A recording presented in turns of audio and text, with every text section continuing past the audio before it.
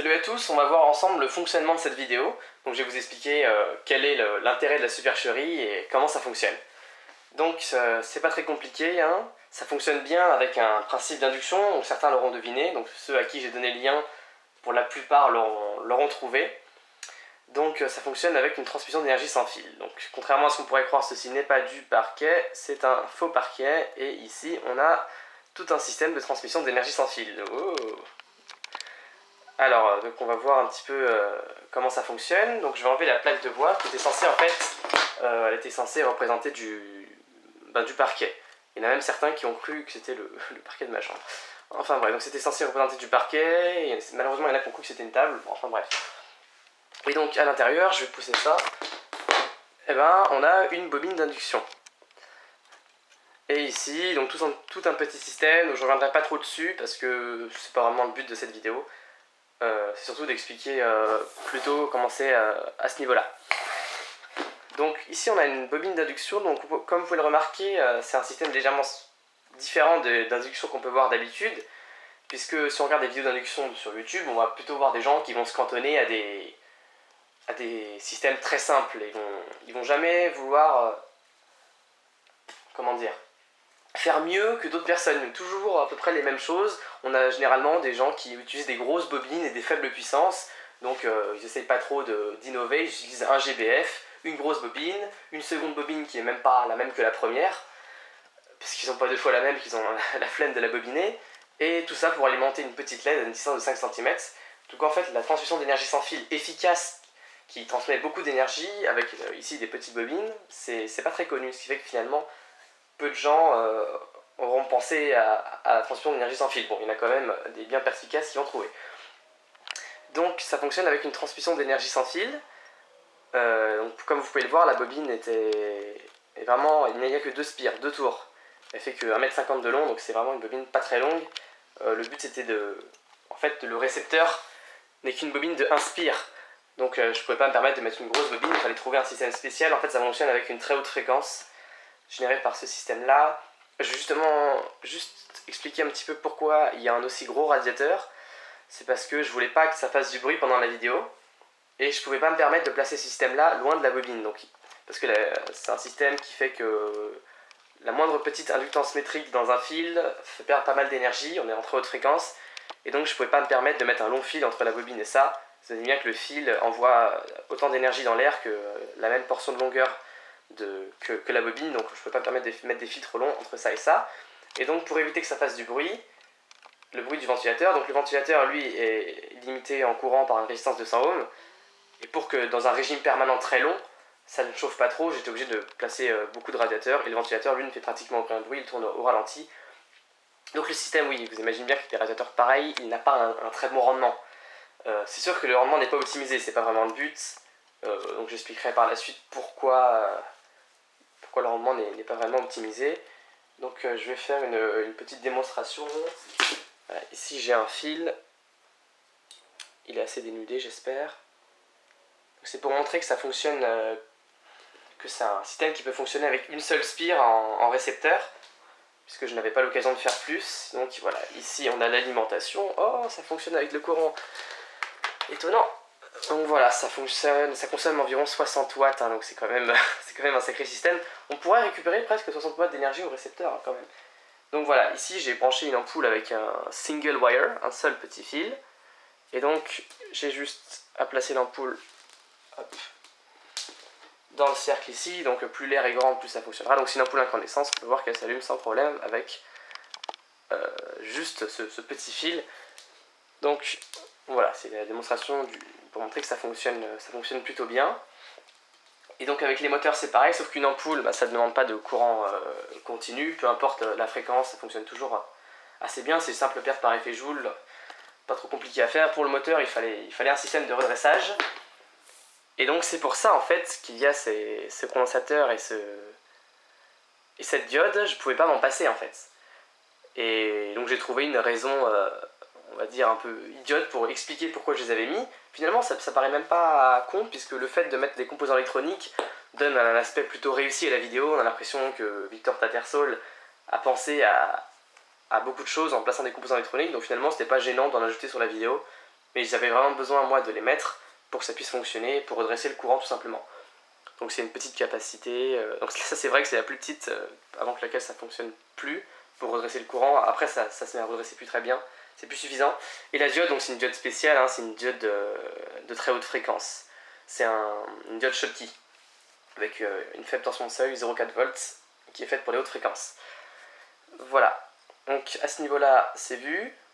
La capacité, oui, un peu comme dans ma première vidéo de Tattersall, Victor, la capacité qui est semblant d'être faite détacher pour donner un peu un aspect pas très maîtrisé. Victor est censé être quelqu'un qui arrive à faire quelque chose de compliqué, qu'il ne maîtrise pas totalement, qui le dépasse en fait.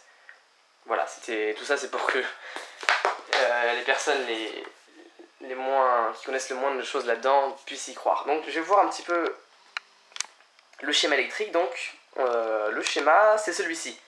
Alors on se demande vraiment comment j'ai pu intégrer ce schéma là, puisque nous ce qu'on voit clairement c'est on voit ce schéma là. Bon, c'était vraiment très mal dessiné, c'était fait exprès d'être mal dessiné. Ce qu'on voit nous c'est ce schéma là. Et on se demande comment le vrai schéma aurait pu être celui-là, tout simplement une bobine d'induction, le petit couple de redressage et le moteur. En fait, comment j'ai procédé, et ça, il n'y a pas encore de personnes qui ont trouvé, puisque c'est vrai que c'est assez compliqué, j'ai réfléchi pas mal pour le trouver. Et donc, le vrai schéma, c'est celui-là. Donc la supercherie, c'est que, en fait, le fil marron des gaines n'est relié à rien du tout. Il est coupé à un endroit, ce qui fait que c'est comme s'il n'existait pas, quoi. Et le générateur, lui, ne sert à rien du tout. Il est là pour décorer, pour donner un aspect réaliste à la vidéo, mais en soi, il ne sert à rien dans mon système, si ce n'est qu'à faire passer le courant, je vais mettre ça bien sur la caméra, à faire passer le courant dedans. Donc en gros, ce qu'on a, c'est qu'on a des soudures, ici et là, qui débordent sur la carcasse du moteur. Donc je vais vous présenter ça en vrai. Ici, là, on a une soudure qui déborde légèrement sur la carcasse du moteur, et de ce côté-là, également, du côté marron, on a une soudure qui... Voilà, j'ai bien poli le moteur avant pour que la soudure se fasse bien, qui déborde sur le moteur alors que les autres soudures ne débordent pas. Donc à chaque fois on a une soudure que j'ai mis en rouge sur le schéma qui déborde sur la carcasse du moteur. Et donc la carcasse du moteur est en contact avec l'axe, et en fait c'est pour ça que j'ai placé l'axe de cette façon là. En fait il se touche, et le fait qu'il se touche est nécessaire pour fermer le circuit. À la base je voulais faire comme dans mon ancienne vidéo, c'est-à-dire mettre les moteurs l'un à côté de l'autre comme ça, mais en fait il fallait fermer le circuit quelque part, et le circuit ne pouvait pas être fermé par le fil marron, parce que le fil marron passe au même endroit que le fil bleu. Donc l'air inscrite entre le fil bleu et le fil marron aurait été nul, on n'aurait pas pu récupérer d'énergie. Alors que là on a toute une aire à l'intérieur, parce que le courant fait ça et passe ici.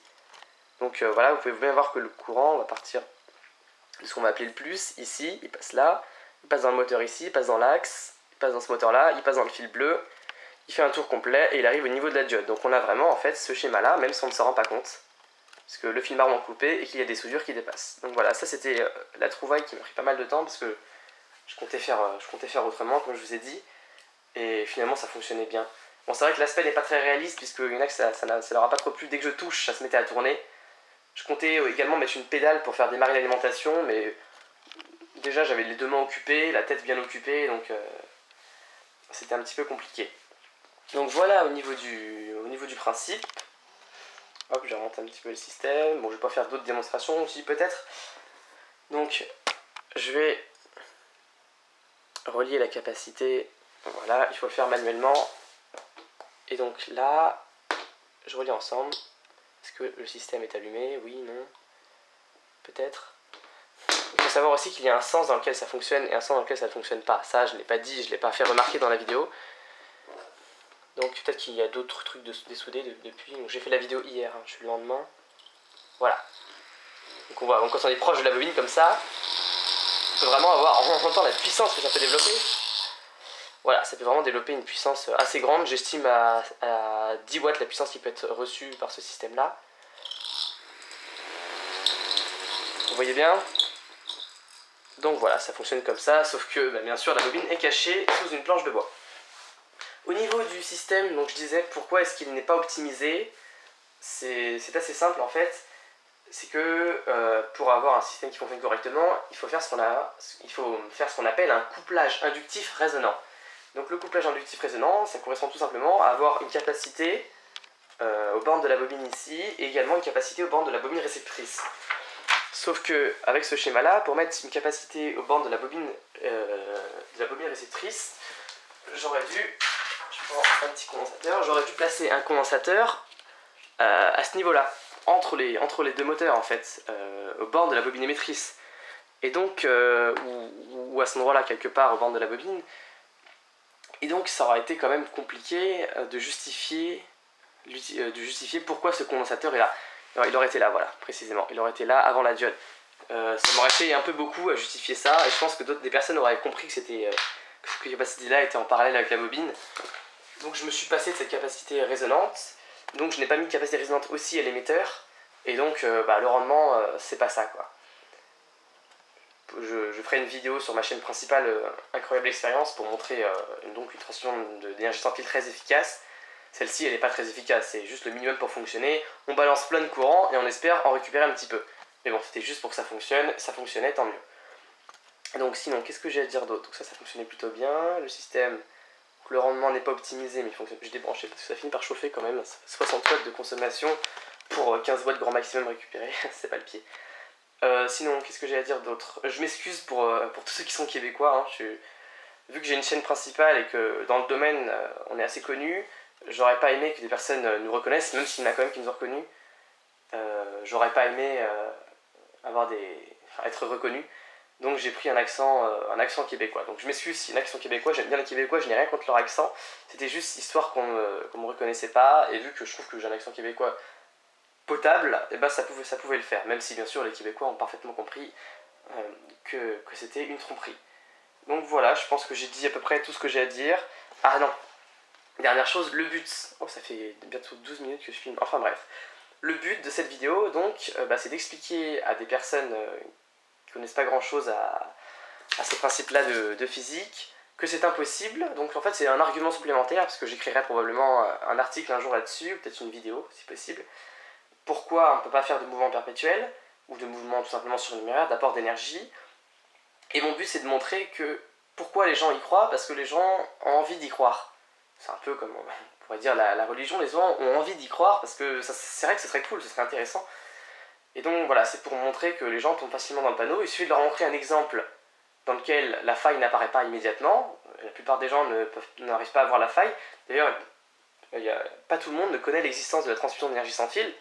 Rien que certaines personnes auraient pu dire que c'était un fake de présenter ceci, l'ampoule, avec un simple fil. Des personnes auraient cru que c'était un fake, parce que ce n'est pas évident de penser que c'est possible. Je branche la lime, voilà. Tout le monde n'aurait pas pensé que c'était possible. Et donc j'imagine qu'avec la planche de bois par-dessus, pour mettre un parquet, et ça, il y a pas mal de personnes qui ne se sont pas du tout rendu compte de la supercherie. Donc voilà, mon but c'est de montrer qu'on peut se faire avoir. Donc mon but ce n'est pas de convertir les gens vers leur faire croire que les mouvements perpétuels sont possibles, mais justement l'inverse. Donc c'est vrai que pour l'instant ça marche pas trop bien, mais je me servirai, d'ailleurs je m'en servais déjà régulièrement de cette vidéo pour montrer que c'était bien moi qui l'avais faite. D'ailleurs il m'est arrivé que, vu que ma première démonstration était déjà pas mal, bon la supercherie était assez simple, d'ailleurs je n'en ai pas parlé, bon c'était clair, c'est bien le fil qui était dans le tapis. Par contre le système était quand même légèrement recherché, il y avait un amplificateur avec un transistor, ce qui fait que la vitesse de la seconde roue était bien proportionnelle à la vitesse de la première, ce qui fait que je n'avais pas besoin d'avoir une pédale non plus, j'avais juste à faire tourner et ça s'engendrait automatiquement. Donc ça donnait vraiment le même effet que si ça fonctionnait, sauf qu'avec un apport d'énergie proportionnel avec un transistor, voilà. Donc c'était assez simple, ma première vidéo, et la supercherie était facile à remarquer. Donc voilà, je sais plus ce que je disais auparavant, donc j'ai dit à peu près tout ce que je vais dire maintenant, j'en suis presque sûr. Et donc voilà, mon but c'est au final donc de convertir des gens et de leur montrer que c'est pas possible les mouvements perpétuels. Voilà. Donc je vous dis à la prochaine. Donc je pense pas que je referai une autre vidéo sur Victor Tattersall, parce que j'ai vraiment plus d'idées. Je trouve que ce système là était le mieux qu'on puisse faire. Je vois pas quoi faire de mieux, je vais pas installer une pile dans un moteur. Et puis c'est du boulot aussi, ça m'a demandé pas mal de travail, de réflexion derrière, et des vidéos de 14 minutes. Donc voilà, ça va s'arrêter là. Et j'espère que ça vous a plu, hein, vous autres, que vous pouvez aussi admirer les commentaires de personnes qui sont fiers de dire pourquoi ça fonctionne, des personnes qui sont en accord avec Victor Tattersall. Et bon, bien sûr, moi quand je vois des détracteurs sur ma vidéo, eh bien je suis pas très content, même si bien sûr ils ont raison. Donc voilà, j'espère que ça vous a plu et j'espère que vous comprenez pourquoi j'ai fait ça et que vous m'en voulez pas d'avoir fait une vidéo dans le genre et que vous pourrez profiter des commentaires des gens qui y croient parfaitement. Voilà, donc mon but au final c'est quand même de montrer aux gens que c'est impossible dans des articles que je publierai plus tard. Donc voilà, je vous dis à la prochaine, probablement sur ma chaîne Incroyable Expérience. Salut!